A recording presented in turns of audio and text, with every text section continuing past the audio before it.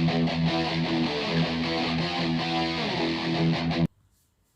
students, I'm Meenakshi Pyani and I welcome you to my channel Meenakshi Tutorials. अब हम आज आगे करेंगे अकाउंटिंग रेशियोज को। आपको उस दिन मैंने एक पार्ट करवाया था अकाउंटिंग रेशियोज का, सिर्फ शुरुआत करवाई थी। उसमें मैंने आपसे कहा था कि मैं आपको अलग अलग तरह के क्वेश्चंस इसके बताऊंगी। ये जो आज मैं अकाउंटिंग रेशियोज का फर्स्ट पार्ट करवा रही हूँ शुरुआत के वीडियो में, ये नेट के स्टूडेंट्स के लिए, एचस्टार्ट के स्टूडेंट्स के लिए, सबके लिए है, क्योंकि मैंने नेट एचस्टार्ट दिया है and I am double net qualified in everything. तो मुझे पता है ऐसे क्वेश्चंस अक्सर आते हैं पेपर में, तो इसीलिए मैं आप लोगों के लिए एक बताती हूँ किस टाइप के क्वेश्चन हैं वो। ये मैं जनरली DK गोयल की बुक का मैं करवा रही हूँ आपको, तो आप उससे देखना। बिजनेस में करंट रेशियो में दे रखा है, जैसे करंट रेशियो में दे दिया, करंट रेशियो में दिया है 3:1 का, और क्विक रेशियो हमें दे दिया है 1.2:1 का। वर्किंग कैपिटल हमें पता है, working capital is given as 1,80,000। ठीक है, हमें क्या क्या पता करना है? करंट एसेट्स और इन्वेंट्रीज, ये दोनों चीजें हमें इसकी पता करनी है। तो हम इनको कैसे करेंगे आप ये बताओ। देखिए, हमें ये पता है कि वर्किंग कैपिटल होता है current assets minus current liabilities. ठीक है, करंट रेशियो क्या होता है? करंट रेशियो होता है current assets upon current liabilities, यानी कि 3/1 is equal to current assets upon current liabilities. तो thrice of current liabilities is equal to current assets. यहाँ पे अगर मैं इसको पुट करूं 1,80,000 is equal to current assets की जगह thrice of current liabilities minus current liabilities, twice of current liabilities. तो करंट लायबिलिटीज कितनी हो गई? 1,80,000 डिवाइडेड बाय 2, 90,000। तो करंट एसेट्स कितने होंगे? Thrice of 90,000, 2,70,000। ये आ गए मेरे पास करंट एसेट्स और ये आ गए मेरे पास में करंट लायबिलिटीज। ठीक है, तो ये चीजें हमारे पास आ जाती हैं इससे। अब हमारे पास करंट एसेट्स हैं, करंट लायबिलिटीज हैं, इससे मेरे लिक्विड एसेट्स भी आ जाएंगे। तो इन्वेंट्री के लिए पहले मैं लिक्विड एसेट्स अपने पता करती हूँ, तो यहाँ पे ही मैं करंट लायबिलिटीज लिख देती हूँ ताकि मैं भूलूं ना मेरी करंट लायबिलिटीज कितनी थी। It is ₹90,000।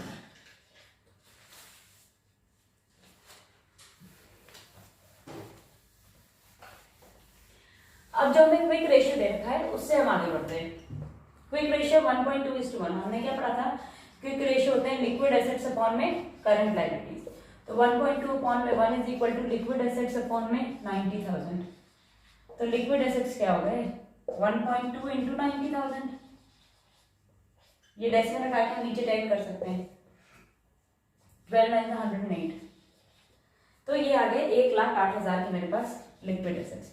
हमने क्या पढ़ा था कि करंट एसेट्स में से अगर मैं स्टॉक माइनस कर देती हूँ और प्रीपेड, तो प्रीपेड तो हमसे पूछा ही नहीं है, तो मेरे पास लिक्विड एसेट्स आ जाते हैं।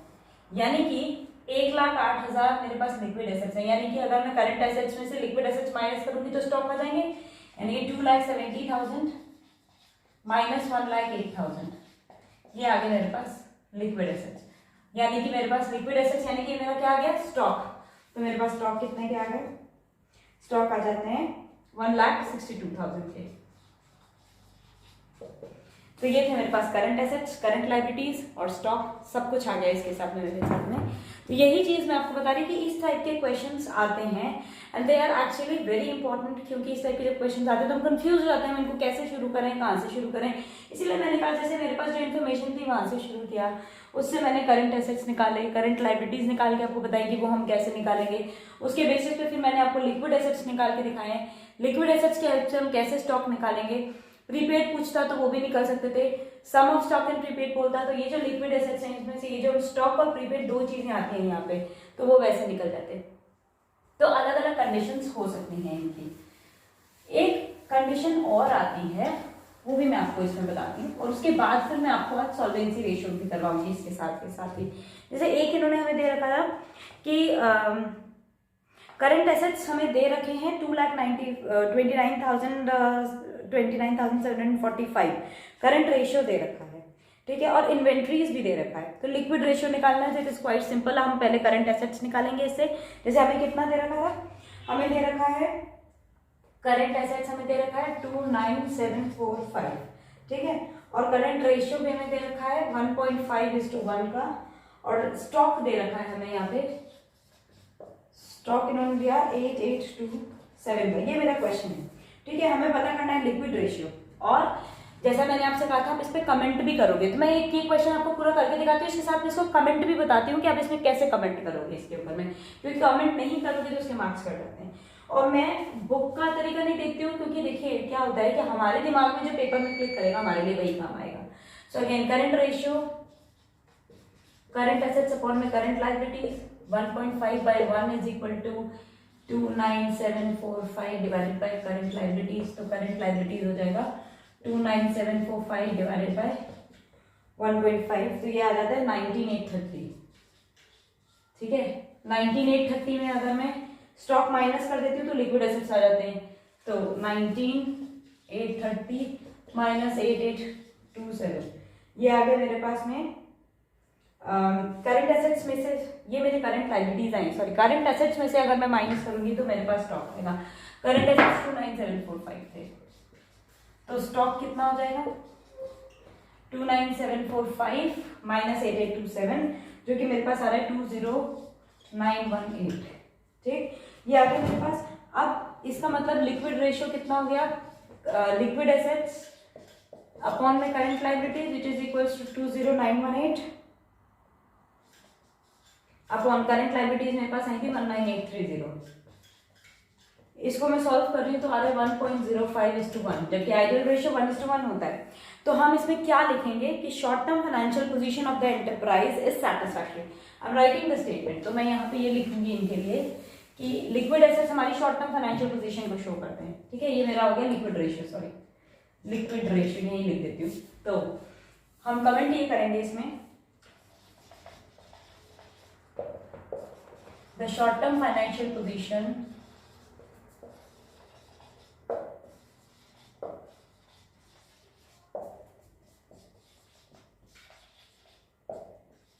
of the enterprise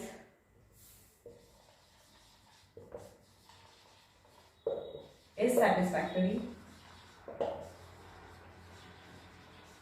क्यों satisfactory है, मैंने आपको कल बताया था, जब मैंने ये वीडियो बनाया था तो मैंने आपको बताया था कि जो आइडियल रेशियो होता है वो 1:1 है, क्योंकि और because the liquid ratio LR लिख रही हूँ मैं इज 1.05:1, और आइडियल रेशियो होता है, आइडियल लिक्विड रेशियो जो होता है वो 1:1 होता है, तो ये अप्रोक्सीमेटली सेम है। तो दैट इज वाई मैं ये कह सकती हूँ कि जो मेरी शॉर्ट टर्म फाइनेंशियल पोजीशन है वो बिल्कुल सही चल रही है फर्म की। 19-21 चलता है पर वैसे ये सही चल रही है। तो आपको ये कमेंट करना पड़ेगा, अगर आप ये कमेंट नहीं करते तो आप समझ के रखो आपका एक नंबर तो यहाँ पे कटा ही कटा है 100% है। तो आपको कमेंट हमेशा करना पड़ता है इसके अंदर। तो इस टाइप के क्वेश्चन है, लेकिन अगर आपके पास इस टाइप के और डाउट्स हैं तो आप हमेशा you are most welcome to ask me in the comment section of my channel. आप कमेंट सेक्शन में कभी भी कमेंट करके मुझसे कोई भी क्वेश्चन पूछ सकते हो, मैं आपको उनके रिप्लाई जरूर करूंगी। ये मैं हमेशा आपसे कहती हूँ, लेकिन अभी तक कोई क्वेश्चन आए नहीं है। If you want you can always ask me, I have never said no to answering a question, ठीक है। ये हो गए मेरे अलग अलग तरह के क्वेश्चन, और भी कई तरह के क्वेश्चन हैं, तो इट डिपेंड्स अपॉन यू। जो आपको नहीं समझ में आ रहा है आप वो मुझसे पूछ सकते हो, आप मुझसे समझ सकते हो। नेक्स्ट मैं आपको सॉल्वेंसी रेशियो बताती हूँ। सॉल्वेंसी रेशियो में सबसे पहले कौन से डेट इक्विटी मैंने आपको बताया था, सॉल्वेंसी रेशियो सबसे पहले मेरे पास में डेट इक्विटी। देखिए पहली बात, सॉल्वेंसी रेशियो जैसा मेरा नाम बताता है, सॉल्वेंट यानी कि मेरी फर्म सॉल्वेंट है या नहीं है। सॉल्वेंट मतलब इस लायक है कि नहीं कि वो अपने डेटर्स वगैरह को पे कर सकती है या अपने लोन्स को चुका सकती है, या उसकी इक्विटी की पोजीशन कैसी है, ये होती है फर्म की solvency position. Being a student of commerce, solvent का मतलब क्या होता है, सॉल्वेंट का मतलब होता है कि मेरी स्टेबल कंडीशन है या नहीं है, will I be able to run this business further और नॉट, इस बिजनेस को मैं आगे चला पाऊंगी या नहीं चला पाऊंगी, ठीक है। तो सबसे पहले होती है डेट अपॉन इक्विटी। नाम से हमको ये पता चल रहा है debt upon equity. Debt equity ratio क्या रहेगा, डेट अपॉन इक्विटी, ठीक है। डेट का मतलब क्या हुआ, long term debts, short term कभी भी हम नहीं लेते, लॉन्ग टर्म डेट्स। और इक्विटी के अंदर में क्या आता है, शेयर होल्डर्स फंड्स या शेयर होल्डर्स फंड्स, या हम इसके साथ में नेट वर्थ भी लेते हैं, शेयर होल्डर्स फंड्स या नेट वर्थ। ये दो चीजें हम ले सकते हैं इसके अंदर में। अब शेयर होल्डर्स फंड्स हम कैसे निकालते हैं, लॉन्ग टर्म डेट्स में बताऊंगी, शेयर होल्डर्स फंड्स में बताऊंगी। शेयर होल्डर्स फंड्स के अंदर हम क्या क्या लेते हैं, शेयर कैपिटल और reserve and surplus. Share holders fund में आता है share capital plus reserve and surplus, ये सब चीजें इसके अंदर में आती है, share capital, reserve and surplus.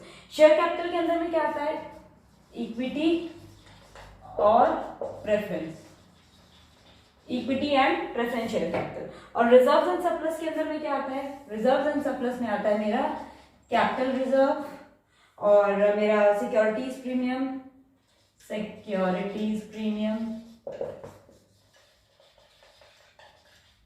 Plus general reserve, ये सब जो इधर तरफ दिए रहते हैं लायबिलिटी साइड पे, जनरल रिजर्व। और क्या क्या आ सकता है, statement of P and L, यानी कि पी एंड एल का जो बैलेंस दे रखा था, प्रॉफिट एंड लॉस का जो बैलेंस होता है वो, तो ये सब चीजें जो आती है वो मेरे रिजर्व एंड सरप्लस का पार्ट होती है। तो अगर आपको ये पता है तो ये सॉल्व करना इजी होगा। सबसे मुश्किल यही होता है, यही गलत आ जाते हैं।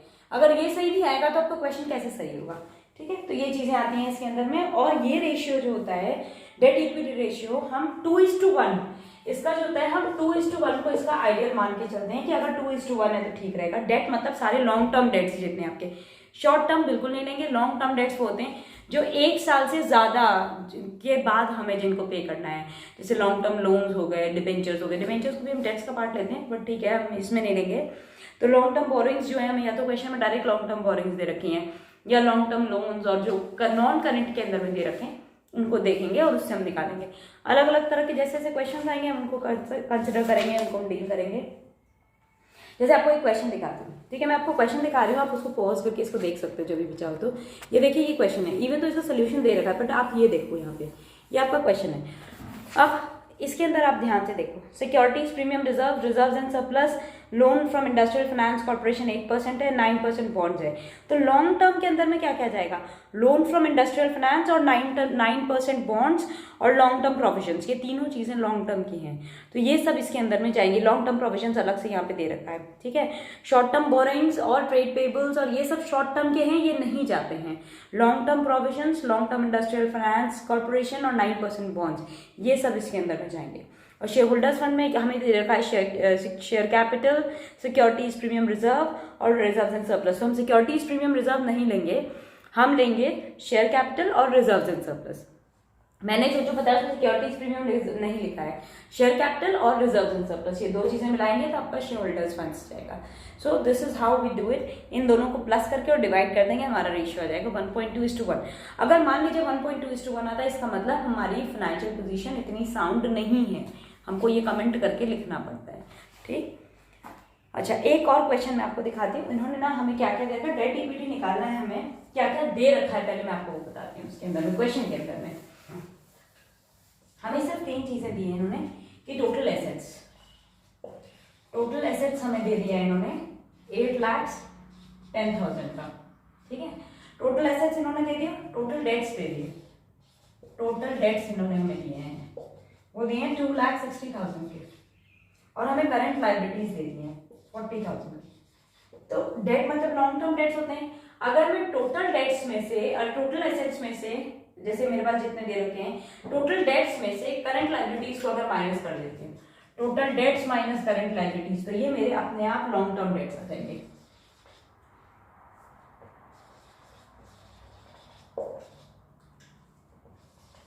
लॉन्ग टर्म डेट्स कैसे निकाले, टोटल डेट्स अब तक जितने हैं उसमें करंट लायबिलिटीज भी इंक्लूडेड होती हैं, तो उसमें से अगर मैंने करंट लायबिलिटीज माइनस कर दी तो क्या बचा, लॉन्ग टर्म ही बची ना। अगर मेरी शॉर्ट वाली सारी हट जाती हैं तो दैट इज वाई 2,60,000 माइनस 40,000 यानी कि 2,20,000, ये आ गए मेरे पास में लॉन्ग टर्म डेट्स। और नेक्स्ट हमको शेयर होल्डर्स फंड्स निकालना है, तो टोटल एसेट्स जितने दे रखे हैं उसमें से टोटल डेट्स अगर मैं माइनस कर देती हूँ, क्योंकि देखिए मैं रीजन भी इसका समझाती हूँ आपको ऐसा क्यों होगा। हम बैलेंस शीट बनाते हैं, ठीक है, हालांकि कंपनी की बैलेंस शीट ऐसे नहीं बनती है, लेकिन आपको एक कॉन्सेप्ट क्लियर करने के लिए आपने 11th में ये चीज पढ़ी है। ये मान लीजिए मेरी बैलेंस शीट है, ये मेरा लायबिलिटी साइड होता है, ये मेरा एसेट साइड होता है, ठीक है। यहाँ मेरे सारे एसेट्स होते हैं, यहाँ क्या होते हैं, total assets, long term short term जो भी है, ये मेरे सारे एसेट्स यहाँ आ गए। यहाँ होती है मेरी शेयर कैपिटल, अगर है तो, यानी कि जो कैपिटल फंड हम लिखते थे अब तक, और उसके साथ में मेरी long term debts, reserve and surplus, reserve and surplus हो गए, लॉन्ग टर्म डेट्स हो गए, शोल्डर्स फंड हो गए, और मेरी करेंट लायबिलिटी, यही सब चीजें होती हैं। Share capital, reserve and surplus, LTD यानी कि लॉन्ग टर्म डेट्स, और करंट लायबिलिटीज यानी कि जितने शॉर्ट टर्म डेट्स बोलते हैं यही होते हैं। अब इनमें से अगर मैं ये माइनस कर देती हूँ तो ये आ जाएगा कि नहीं आ जाएगा, ये दो पार्ट जो मुझे चाहिए, यानी कि टोटल एसेट्स में से मैंने अगर लॉन्ग टर्म डेट्स और करंट लायबिलिटीज को माइनस कर दिया तो क्या बचा मेरे पास, शेयर होल्डर्स फंड्स यानी कि share capital plus reserve and surplus. इसीलिए मैंने ये क्वेश्चन उठा करके आपको बताया। तो टोटल एसेट्स अगर मुझे 8,10,000 के दे रखे हैं, यानी कि टोटल एसेट्स अगर मुझे 8,10,000 के दे रखे थे ना क्वेश्चन के अंदर में, ठीक है, तो मेरे अगर मुझे वो निकालने हैं ना शेयर होल्डर्स फंड्स, तो शेयर होल्डर्स फंड्स हम निकालेंगे total assets minus total debts, सारे डेट्स हटने के बाद, यानी कि करंट लायबिलिटीज और लॉन्ग टर्म डेट्स, ये दोनों मिला करके जो मेरे टोटल डेट्स होंगे, तो टोटल डेट्स मैंने इसमें से हटा दिए, तो ये मेरे आ जाएंगे 8,10,000 माइनस टोटल डेट्स कितने थे, 22,60,000, तो ये आ जाता है मेरे पास में 5,50,000। अब सिंपल सा रेशियो निकालना है, डेट इक्विटी रेशियो। डेट मेरे कितने आए थे, 2,20,000 के, long share holders fund upon long term debts होता है, तो शेयर होल्डर्स फंड है मेरे पास में 5,50,000, 2,20,000 long term debts divided by 5,50,000, 1 2 3 4, तो ये कितना आ गया मेरे पास में, अगर मैं इसको सॉल्व करती हूँ तो 0.4:1, क्योंकि 11 5 11 2 तो 0.4:1 आता है, तो यानी कि मेरी जो कंपनी की पोजीशन है वो स्टेबल नहीं है। So this is how we do हमारे जो डेट टू इक्विटी रेशियो होते हैं। इसमें अगले जो टोटल एसेट्स टू डेट है ये मैं अपने नेक्स्ट वीडियो में आपको जरूर बताऊंगी, total assets to debt ratio और आगे वाली ये बेसिक कॉन्सेप्ट कि डेट कैसे निकालते हैं, शोल्डर्स फंड्स कैसे निकलता है, बाकी तो आप खुद जानते हो। टोटल एसेट्स आपको दे रखे हैं, टोटल एसेट्स टू डेट निकालना आ गया तो आप total assets to debt ratio भी निकाल लोगे। वेरी वेरी सिंपल है, टोटल एसेट्स और डेट, खाली इन्हीं को तो करना है, total assets divided by debt, simple, ये आ गया total assets to debt ratio. तो ये तो आप आराम से कर लोगे। अगर आपको ये बेसिक्स आ गए तो उसके बाद आप आराम से ये सारे रेशियोज कर लोगे, उसमें बिल्कुल भी दिक्कत नहीं होगी आपको। प्रोप्राइटरी रेशियो इक्विटी अपॉन में टोटल एसेट्स होता है। इक्विटी क्या चीज होती है, इक्विटी भी वही होती है प्रोप्राइटर्स फंड यानी कि शोल्डर्स फंड, वो आपको निकालने आते ही हैं, मैंने आपको बता दिया। टोटल एसेट्स आपको पता ही है कैसे निकालते हैं, क्योंकि टोटल एसेट्स में क्या होता है, फिक्स एसेट्स और करंट एसेट्स, इनको हम मिला लेंगे तो हमारे पास टोटल एसेट्स आ जाएंगे। लेकिन जब हम टोटल एसेट्स कैलकुलेट करते हैं और अगर उनमें कोई फिक्टिशियस एसेट दे रखा है तो वो हमें माइनस करके हटा देना चाहिए। Always remember this thing, these points should be remembered, fine. तो ये हमारे इसके अंदर में ये सारे कवर हो जाते हैं। इन केस अगर आपको ऐसा कोई है जो आपको लगता है कि नहीं ये मुझे नहीं समझ में आया या ये मुझसे नहीं होगा, वो जरूर बताइएगा। इंटरेस्ट कवरेज रेशियो जो इसका रह गया वो, और उसके आगे का जो पार्ट है सिग्निफिकेंस के साथ साथ, यानी कि एक्टिविटी रेशियोज, इंटरेस्ट कवरेज के साथ में जो एक्टिविटी रेशियोज है वो मैं आपको अगले वीडियो में बताऊंगी। And please if you like my explanation do like, share and subscribe my channel. आप सब्सक्राइब करेंगे तभी आपको पता चलेगा कि मैंने कब नेक्स्ट वीडियो डाला और उसमें मैंने क्या क्या एक्सप्लेन किए। So please do like, share and subscribe my channel and thank you, bye bye.